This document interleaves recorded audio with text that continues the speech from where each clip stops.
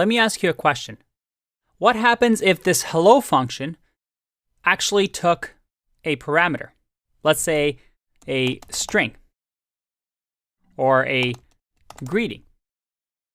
And a greeting was going to be printed here. Let's remove the by for now.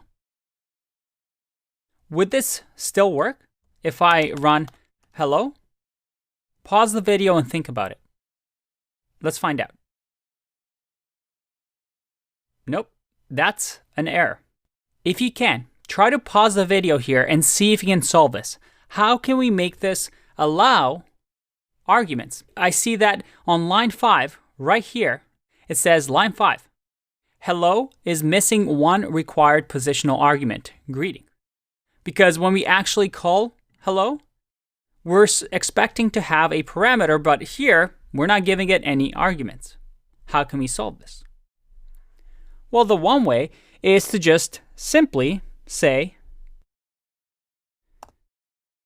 greeting, right? Or we can say whatever we want. We can say X. And then this wrapper function receives the parameter. So that if I click run, line 13 is now giving me an error because, well, now we need to actually give it a greeting. So let's say hi. If I click run, all right, this works. And I hope this makes sense, right? We're calling hello with hi. So this function, hello, gets passed. We then receive as argument the X, right? Remember, underneath the hood, my decorator is saying A equals my decorator and hello, right? So all we're doing is running my decorator hello, which now turns into the wrapped function. And when we do the wrapped function A, we give it an argument of hi. So the wrapped function accepts this parameter and then runs the function hello. But here's the question. What if greeting also had an emoji that it accepts? So we're printing greeting and then the emoji. What do we do? Well, again, we'd have to create another parameter and then another parameter and then here call it with, let's say, a smiley face. If I click run, well, this should be a string. If I click run, this works. But this is hectic. Every time I need to change parameters, well, I have to modify this. And what if we had keyword arguments like default hi? There's actually a pattern here that we can use that makes things really, really simple for us. And all we do is this.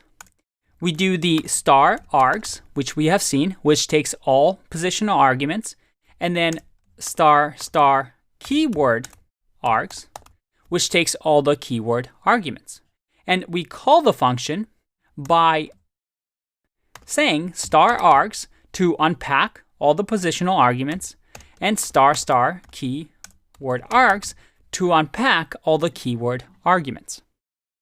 Now, if this looks confusing, don't worry. This is just a pattern that you can just copy and paste and remember. But now, check this out. I can do emoji equals to, let's say, sad face as a keyword argument. And now, if I just pass hi, like this, and hit run, and let's just remove this as well, since we don't need it. We'll call hello properly because we have the decorator, and then click run. Look at that. I get hi with the sad face. Now, the reason this is called a decorator, it's because it's a famous pattern in programming. It's called the decorator pattern. And this is the decorator pattern. It gives our decorator flexibility so that we're able to pass as many arguments as we want into our wrapped function.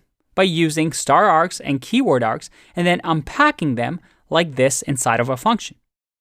And this syntax, let's say if we didn't even have the print statements, this syntax is why decorators are so powerful. By just using these lines of code, we're able to add functionality using the decorator pattern to decorate our functions. And the decorator patterns are used all over programming. So it's a very, very powerful concept. To finish off the lesson on decorator, I want to talk to you about some of the ways that decorators can be useful and some of the common locations that we're going to see decorator patterns in our code. And we're going to build our own performance decorator that's going to be able to tell us how our functions perform, how fast they are. And I promise you, by the end of that video, decorators are going to make sense to you. And you're going to be able to explain to other people and other friends why we should use decorators in our programs. I'll see you in that one. Bye-bye.